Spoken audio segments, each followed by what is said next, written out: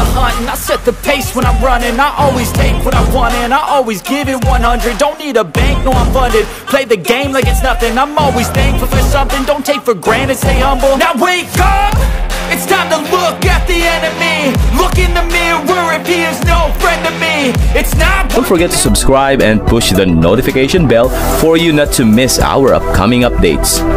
Now let's get started. Bab 2426. Paman Agus, kamu terlalu baik, saya hanya beruntung. Iwan tersenyum rendah hati. Betapa sederhananya seperti yang diharapkan dari seorang pria muda dan berbakat. Anda akan mencapai kehebatan di masa depan. Arthur dan yang lainnya mengangguk setuju. Bagi seorang semuda Iwan yang membentuk grup Mustika Ratu dan grup Bio Farma, serta mengalahkan Bos Selatan dan keluarga Broto, tidak diragukan lagi dia adalah individu paling berbakat di wilayah selatan. Bahkan praktisi bela diri di generasi sebelumnya akan berjuang untuk mempertahankan pencapaiannya. Meski begitu, terlepas dari pencapaiannya, Iwan tetap rendah hati. Sangat jarang ada seseorang yang memiliki kebajikan seperti itu, dan mereka semua percaya bahwa Iwan akan mencapai kehebatan di masa depan. Paman Agus, Tetua Gumelar, jika hanya ini saja saya akan pamit sekarang. Melihat hari semakin larut, Iwan memutuskan untuk pergi karena dia telah mencapai tujuannya. Tentu Tuan Busnadi, tentang komunitas bawah tanah, beritahu saya jika Anda memerlukan sesuatu. Keluarga Gumelar akan melakukan yang terbaik untuk membantu, kata Agus. Meskipun keluarga Gumelar tidak ingin terlibat dalam komunitas bawah tanah, mereka dapat membantu Iwan mengendalikannya jika Iwan bermaksud mengirim salah satu bawahannya untuk menggantikan Bos Selatan. Dengan begitu, keluarga Gumelar dapat mempertahankan reputasi mereka dan pada saat yang sama membayar hutang mereka kepada Iwan. Tentu, kata Iwan sebelum pergi. Meskipun keluarga Gumelar tidak membantu menyelesaikan masalah dengan komunitas bawah tanah, saran Arthur memberi Iwan perspektif baru dan dia harus kembali ke rumah dan membuat pengaturan tertentu. Setelah Iwan pergi, Arthur, Agus, dan yang lainnya ditinggalkan di halaman. Baiklah Rizka, kemasi barang-barangmu dan keluar dari tempat Tuan Busnadi nanti. Agus mengubah topik pembicaraan dan mengingat kembali keputusan yang diambilnya sebelumnya. Ayah, aku senang tinggal di sana. Saya tidak ingin pindah, kata Rizka getir. Karena berharap bisa bertemu Iwan setiap hari, Rizka menolak menyerah dan berusaha meyakinkan keluarganya. Itu tidak akan berhasil, kata Agus dan hendak menegur Rizka ketika dia disela oleh Arthur. Lupakan Agus, jika Rizka tidak ingin tinggal kembali bersama kita, biarkan dia tinggal bersama Tuan Busnadi. Arthur berkata sambil berpikir. Apa? Agus tercengang. Arthur lah yang mengusulkan bahwa agar Rizka pindah dari rumah Iwan, namun Arthur tiba-tiba berubah pikiran dan berniat membiarkan Rizka tinggal bersama Iwan. Hal ini mengejutkan Agus dan membuatnya bingung melihat betapa cepatnya Arthur berubah pikiran. Paman, bukankah kamu yang mengatakan bahwa Rizka adalah wanita lajang yang belum menikah dan bahwa kebajikannya serta reputasi kita akan dipertanyakan jika dia terus tinggal bersama Tuan Busnadi? Agus bertanya dengan cemas. Bab 2427. Saya tahu itu, tapi kita tidak melakukan kesalahan apapun. Sudah ada beberapa wanita yang tinggal bersama Tuan Busnadi. Jadi apa masalahnya jika Rizka juga tinggal di sana? Karena Tuan Busnadi dan para wanita itu tidak peduli dengan rumor tersebut, keluarga Gumelar juga seharusnya tidak peduli, kata Arthur. Itu mungkin benar, tapi kenapa? Agus bertanya dengan bingung. Meskipun kata-kata Arthur masuk akal, dia tidak tahu apa penyebabnya. Pandangan Arthur tentang masalah ini berubah drastis. Baiklah, izinkan aku berterus terang padamu. Ketika Tuan Busnadi membantu saya dalam pelatihan saya, dia berhasil terutama karena mutiara spiritual yang dimilikinya. Mutiara itu mengandung energi yang tak berdasar dan merupakan bantuan besar bagi praktisi bela diri. Mengingat betapa berbakatnya Rizka, dia berpotensi naik ke tahap semi suci atau semi sain, atau bahkan di tahap suci jika Dia terus berlatih ke sisi Tuan Gusnadi, kata Arthur, matanya cerah. Dia belum pernah melihat mutiara spiritual sebelumnya, jadi Arthur tidak pernah benar-benar percaya apa yang dikatakan Rizka tentang keinginan berlatih bersama Iwan. Namun setelah merasakan sendiri kekuatan mutiara spiritual, Arthur akhirnya menyadari bahwa itu adalah alat yang sangat kuat. Rizka lebih berbakat daripada Yuda dan jika dia terus berlatih bersama Iwan, prestasinya tidak akan terukur. Ini adalah kesempatan besar bagi Rizka dan orang lain yang hanya bisa mengharapkan kesempatan seperti ini. Jika keluarga Gumlar memaksa Rizka pindah dari rumah Iwan karena mengkhawatirkan reputasi mereka, bakat Rizka akan sia-sia. Oleh karena itu, Arthur berubah pikiran. Tahap alam suci, Agus dan yang lainnya langsung tersentak. Mereka semua tahu bahwa praktisi bela diri di tahap alam suci adalah sosok yang legendaris. Bahkan di wilayah tengah, tempat para praktisi bela diri terkuat berkumpul, hanya ada beberapa praktisi bela diri di tahap semi alam suci, dan mereka semua berasal dari keluarga yang kuat. Tidak ada seorang pun yang pernah mendengar ada orang yang mencapai tahap alam suci. Jika Rizka benar-benar bisa menjadi praktisi bela diri di tahap alam suci, nama keluarga Gumlar akan terdengar di seluruh Yanbei sehingga memperkuat fondasi pengaruh mereka. Selama Rizka masih hidup, tidak ada yang berani menyakiti keluarga Gumlar dan keluarga mereka akan tetap kuat selama beberapa dekade berikutnya. Lebih jauh lagi, mereka mungkin mencapai tahap puncak kekuatan mereka lagi. Karena mempertimbangkan kebaikan yang lebih besar, keluarga Gumlar harus memastikan hal itu. Rizka tetap berada di sisi Iwan dengan cara apapun karena ia pada akhirnya mungkin akan tumbuh menjadi praktisi bela diri di tahap sains atau alam suci. Dibandingkan dengan itu, skandal dan reputasi tampaknya tidak menjadi masalah. Bab 2428. Ayah, kakek benar, Tuan Gusnadi sangat tangguh dan banyak akal. Siapapun akan membunuh demi mendapat kesempatan berlatih di sisinya. Jika bukan karena semua wanita yang tinggal di rumahnya, saya juga ingin pindah ke tempatnya juga. Yuda menambahkan. Dia kemudian berhenti dan berkata, Rizka beruntung dia bisa berlatih di sisi Tuan Gusnadi. Kita tidak bisa membiarkan kesempatan ini berlalu begitu saja, karena khawatir dengan apa yang orang lain katakan. Ya, kamu benar, kata Agus kehilangan kata-kata. Dia tahu bahwa Yuda benar, harta seperti mutiara spiritual sulit didapat, dan Iwan tidak akan pernah membaginya dengan sembarang orang. Rizka beruntung dia dipilih oleh Iwan dan wajar untuk mengatakan bahwa orang lain hanya ingin mendapatkan kesempatan seperti itu. Jika dia meminta Rizka untuk menyerah dan pindah dari rumah Iwan, itu adalah tindakan bodoh baginya. Rizka, aku akan menanyakan ini padamu untuk yang terakhir kalinya ya. Apakah kamu tidak ingin pindah dari tempat Tuan Gusnadi? Ini bukan permainan anak-anak dan kamu perlu mempertimbangkan keputusanmu dengan hati-hati, tanya Agus.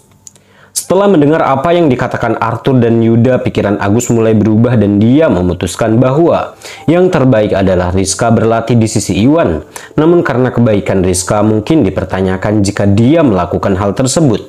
Dia bermaksud meminta pendapatnya mengenai masalah tersebut. Ayah, aku sudah mempertimbangkannya dan aku tidak ingin pindah kembali. Rizka sangat gembira dan segera menyuarakan pendiriannya. Baiklah kalau begitu, jika kamu tidak ingin pindah kembali, aku tidak akan memaksamu. Kamu akan terus berada di sisi Tuan Gusnadi. Berlatihlah dengan baik karena masa depan kami mungkin bergantung padamu, kata Agus. Baiklah, jangan khawatir ayah, saya akan bekerja keras, aku tidak akan mengecewakanmu. Rizka berjanji. Kalau begitu sudah beres, Agus memutuskan. Akhirnya Rizka bisa bertindak sesuai keinginannya dan merasa lega karenanya. Sementara itu Iwan meninggalkan rumah kediaman keluarga Gumlar dan pergi ke toko keluarga Wijaya untuk membeli beberapa batu giok kelas atas dari Farel sebelum kembali ke kediaman Iwan. Saat dia tiba di rumah, hari sudah malam dan semua wanita sudah kembali dari kantor, diikuti oleh Henry, Masun, dan yang lainnya. Mereka semua bertemu satu sama lain di halaman. Iwan, apa yang kamu bawa di tanganmu? Tari mengamati tas hitam yang dibawa Iwan dan bertanya.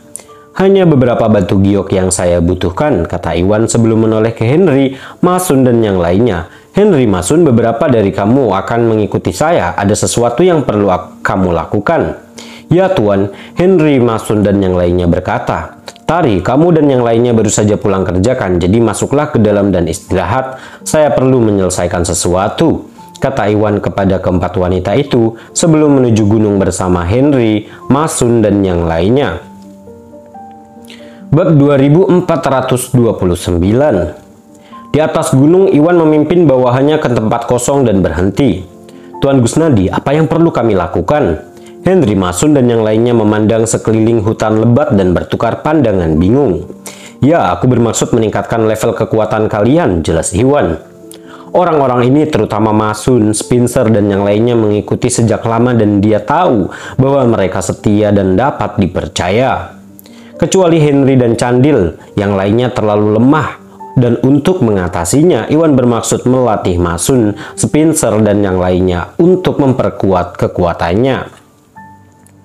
Menaikkan level kekuatan kita, mereka semua menyaksikan kemampuan Iwan. Dia tidak hanya tangguh, tetapi Iwan juga memiliki banyak akal yang melampaui pemahaman.